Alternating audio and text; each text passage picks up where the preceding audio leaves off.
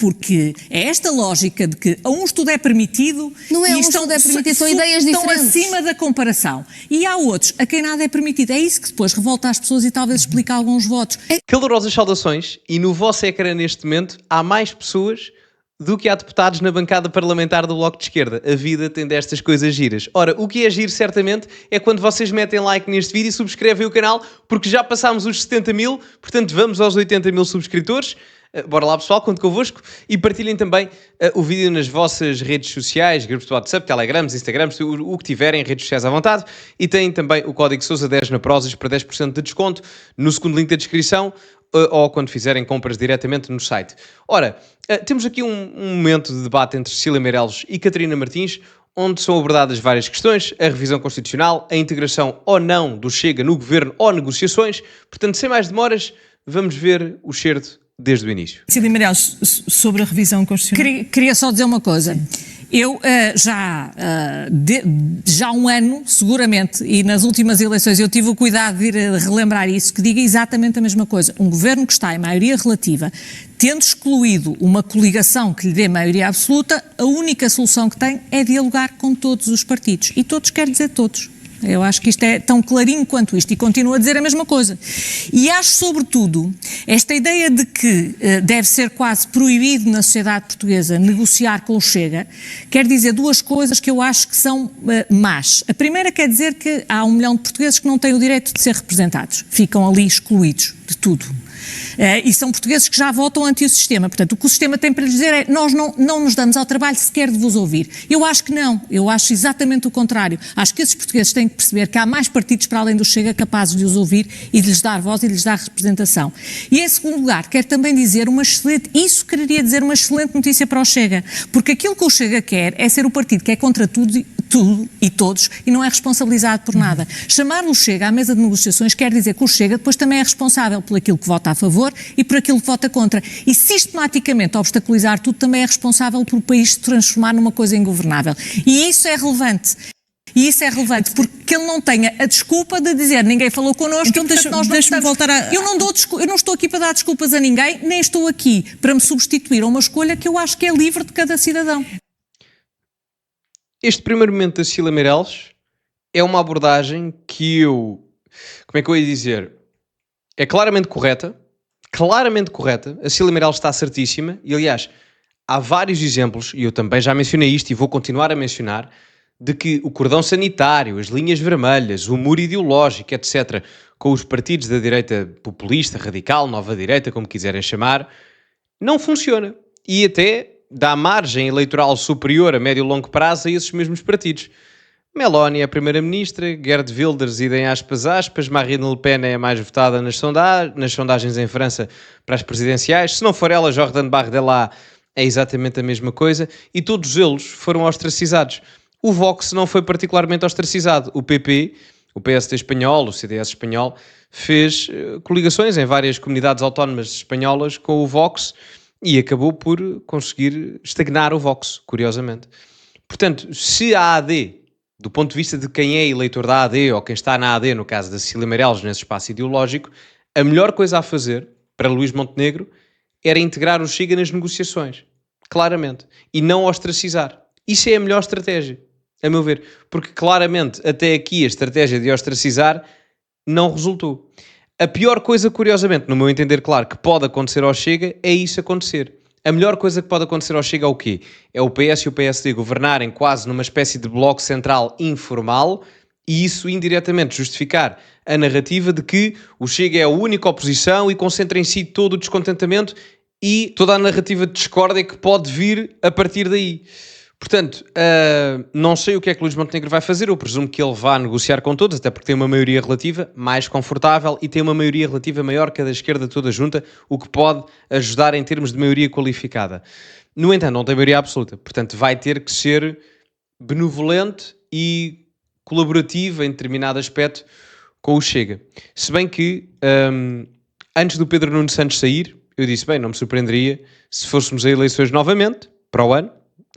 O Pedro Nuno Santos estando fora, a minha opinião muda, não é? Porque temos José Luís Carneiro ou alguém, provavelmente será o José Luís Carneiro, ou alguém da ala mais ao centro do PS, que não me surpreenderia se aprovasse os próximos 3, 4 orçamentos de Estado, porque um partido não se reestrutura no curto prazo. Eu dou-vos o exemplo do PSD. O PSD, para se reestruturar, demorou, eu diria, quase uma década. Porque o PSD com Passos Coelho, em 2015, fica em primeiro nas eleições, mas acaba por perder para António Costa. E com Rui Rio, em 2019, tem uma quebra. Em 2022, novamente, a afastar-se dos resultados do PS. Portanto, se denotarmos o fim de Passos Coelho, que foi em 2017 até 2024, o PSD, para se reestruturar, demorou 7 anos.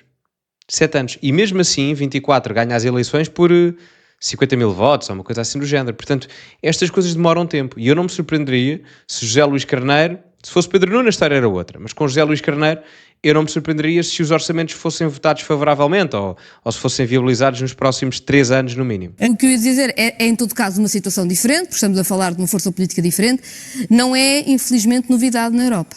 Não é novidade noutros países europeus que a segunda força política possa ser uma força política de extrema-direita, ou seja, uma força política que não respeita a dignidade da pessoa, não é? Portanto, isso não é uma novidade no campo europeu. A forma como se responde também tem sido várias nos vários países europeus. É complexo, seguramente é muito complicada, mas eu diria que do ponto de vista do princípio, ser a segunda ou a terceira não deve ser o que muda os princípios na abordagem daquela força política. E eu sei que a Cecília acha que a dignidade da pessoa humana é uma coisa importante. E que é inegociável. É inegociável e, portanto, não quer debater temas como a pena de morte ou a prisão perpétua. Desculpem lá, eu vou ter que interromper aqui, mas debater a pena de morte ou prisão perpétua nada tem a ver com questões de erradicação total ou parcial de dignidade humana. Há países democráticos, e atenção, eu não concordo com a pena de morte, mas há países democráticos que aplicam pena de morte. E eu não concordo com pena de morte. E a questão é, erradicar o debate também não me parece uma coisa propriamente prudente. Até porque há mais países na Europa desenvolvida a terem prisão perpétua, por exemplo, do que a não terem. Esses países não têm dignidade humana nos seus regimes, ainda para mais alguns deles com índices democráticos superiores ao de Portugal. Portanto, é aqui que começamos, desculpem a expressão, mas começamos a entrar na parvalheira e é este tipo de narrativas à esquerda do PS, que depois catapultam o Chega para níveis eleitorais cada vez mais volumosos. E atenção, o Chega é contra a pena de morte. É a favor da prisão perpétua, mas é contra a pena de morte. Aliás, eu já não me lembro bem, já foi há uns anos, mas o Chega fez uma espécie de referendo interno, há uns anos, há 4 ou 5, para votar a pena de morte. E os militantes do Chega, na altura, já foi há 4 anos ou 5, votaram contra a pena de morte. Ficou para aí 65-35, uma coisa assim no género, ganhou com uma diferença. Ou seja, ganhou o não. De serem contra a pena de morte, foi isso que ganhou. Serem contra a pena de morte, ganhou. Portanto, o Chega nem é a favor da pena de morte. Portanto, nem sequer faz sentido estar a colocar aqui a pena de morte. Isto é mentira, é falso. A prisão perpétua, sim, mas volto a frisar. Podem ser contra ou a favor. Mas desculpem lá, alguém que chega aqui e mata 30 ou 40 pessoas... dizerem-me que essa pessoa não merece prisão perpétua, a mim, estou a falar do quê? Da dignidade? Dignidade de quê? De alguém que mata 30 ou 40 pessoas? Percebem onde é que eu quero chegar? Dignidade devemos dar a toda a gente, certo, mas dentro de um suposto contrato social em que as pessoas cumprem as regras para todos podermos usufruir dessa dignidade, que não será certamente a matar pessoas. Parece-me simples, não é? Portanto... são coisas completamente dispares. Às vezes, e é isto que às vezes empobrece o debate e depois querem tirar votos ao Chega. Isto é mais 100 votos para o Chega, ou 200. E ainda bem, estamos de acordo. O que eu digo é que no momento em que negociar com o Chega tem esses temas na mesa, quer se queira, quer não. E quando for negociar alguma coisa, vai sempre utilizá-los como forma de chantagem, que mais não seja dizendo, eu até cedi nisto para conseguir outra coisa qualquer. E, portanto, a partir do momento em que estas forças políticas têm capacidade negocial institucional, que têm por força dos votos, mas também têm por força do que os outros partidos consideram ou não fazer com elas, elas põem estes temas, impõem estes temas.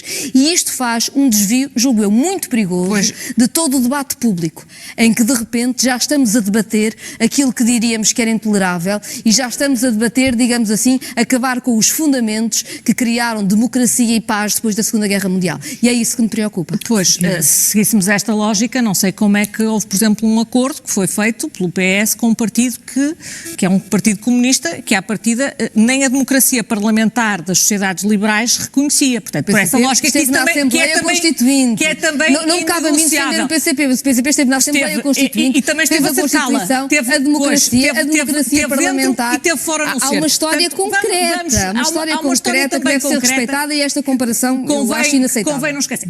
Claro, porque é esta lógica de que a um estudo é permitido não é um estudo é permitido, são ideias diferentes. Estão acima da comparação. E há outros a quem nada é permitido. É isso que depois revolta as pessoas e talvez explica alguns votos.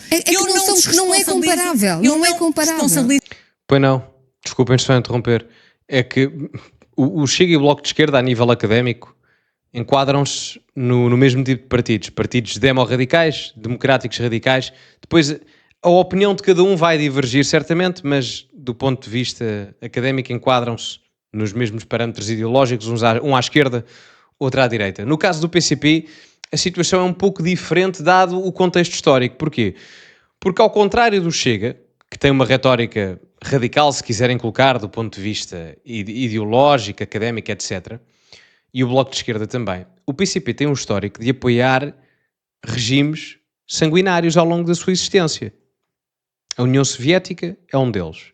A China comunista é outro. O Jerónimo de Sousa a relativizar aquilo que era a democracia na Coreia do Norte também é um belo momento numa entrevista que ele deu ao Polígrafo, se não estou em erro, há uns anos atrás. Perguntaram-lhe, então a Coreia do Norte é uma democracia? Ele, bem, vamos lá ver o que é democracia. Pá, por amor de Deus. Não é?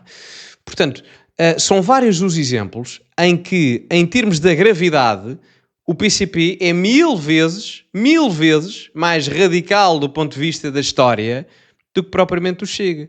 Que é porque apoia o Orbán, que é um líder democraticamente eleito. A Meloni, exatamente a mesma coisa. O Geert Wilders na Holanda, é isso? É porque, reparem, há aqui uma coisa um pouco diferente. A desculpabilização que o PCP faz, muitas das vezes, a questões como a Venezuela ou na Rússia. Portanto, nem sequer há comparação. Nem sequer há comparação. O Chega tem vertentes radicais na sua vertente ideológica, claramente. Isso é inegável. Mas não é um partido antidemocrático. Nem apoiou países que praticaram autênticos, enfim, ou executaram práticas sanguinárias de uma forma completamente desumana. Portanto, é uma comparação. O Bloco de Esquerda é mais recente, portanto, o mundo já era outro, mas o PCP, aquilo, esqueçam, pá. Em termos históricos, vem-me que a conversa do Abril e não sei o que mais, o PCP se mandasse em Portugal na altura, era outra ditadura. Provavelmente até pior em termos de autoritarismo do que a do Salazar. Não tenho dúvidas. Não, o totalitarismo para mim, seja de direita ou seja de esquerda, é sempre comparável. E a falta de respeito pela liberdade e pela dignidade da pessoa humana também é sempre comparável. Seja quando estamos a discutir a prisão perpétua, seja quando estamos a discutir expoliar as pessoas de toda a sua propriedade. Coisa que também alguns partidos defendem. Esta é uma comparação de que não é comparável. É uma comparação e é, aliás, eu acho que é uma caricatura sobre a história do PCP, que não me cabe a mim defender o PCP, mas cabe-me dizer alguma coisa sobre a democracia portuguesa, digamos assim. E eu acho que essa caricatura sobre o PCP não respeita a nossa história. Eu ouvi, e agora vai ouvir também. Porque tem todo o direito de não achar comparável. Eu tenho todo o direito de achar que é comparável, de explicar porque é que é comparável. Mas vamos ao que interessa. E sejamos práticos. Esta ideia de há forças que não têm lugar no sistema, eu limito-me a registrar o seguinte. Esta teoria que sim, está em voga em muitos países, eu pergunto se estas forças estão a diminuir ou estão a crescer. Eu acho que estão a crescer. E, portanto, eu nestas coisas sou prática. Nós vamos continuar a dizer, eles estão fora do sistema, não há nenhum tipo de conversa e elas pura e simplesmente põem-se fora de tudo, votam contra tudo e ficam com todo o capital de tudo o que o sistema possa fazer de mal. Ou, pelo contrário, elas vão ser responsabilizadas pelas escolhas que fazem em nome dos seus eleitores. Eu acho que devem ser responsabilizadas. Eu não as desresponsabilizo. Acho que é assim, é como uma discussão. Há aquilo que muitas vezes é uma discussão profundamente irracional e preconceituosa. Eu acho que isso se combate mostrando que a razão está acima da irracionalidade e que os argumentos estão acima do preconceito. É assim que eu sei, é a única maneira, pelo menos, como eu sei combater, é com argumentos. A Cecília Meirelles tem uma abordagem muito mais realista do que propriamente muitos políticos que estão na vanguarda política da AD. Tenho pena que a Cecília Meirelles não esteja na política ativa, porque a abordagem dela é muito mais realista e que eu acho que até traria mais ganhos políticos à AD do que propriamente o trajeto que a AD foi fazendo na relação quer com a esquerda, com o centro e com a direita. Isto em termos de estratégia política.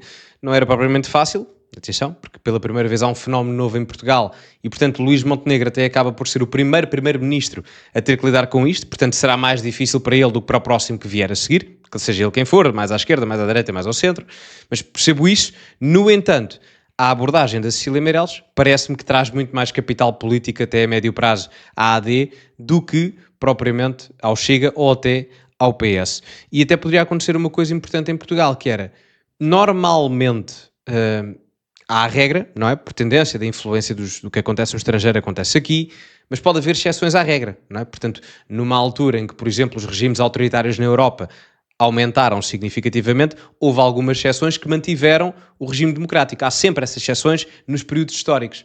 Aqui poderia acontecer a mesma coisa. Eu não creio que estejamos a falar de erradicações democráticas porque vai partir de X ou Y, não creio que seja isso. Podemos ter uma vertente mais securitária ou menos securitária, mais liberal, ou mais liberal ou mais securitária, isso também depende da visão, mas dentro da índole democrática, os tempos também são outros, mas poderíamos ver aqui em Portugal uma coisa interessante do ponto de vista da análise, que era a exceção à regra, em que poderia haver aqui na Península Ibérica, já aconteceu também no passado, algumas exceções do ponto de vista ideológico comparativamente ao resto da Europa, em que por um puxar mais à direita do partido do centro, algum do eleitorado da direita radical puxou-se também para o centro-direita, entre aspas, para uma direita um bocadinho mais à direita do que aquilo que era costume no PSD, e isso ajudou a mitigar o crescimento da direita radical. Isso pode ser uma coisa a acontecer. Claramente passou pela cabeça de Luís Montenegro, nomeadamente com as questões da imigração. Se vai concretizar ou não, eu não faço ideia.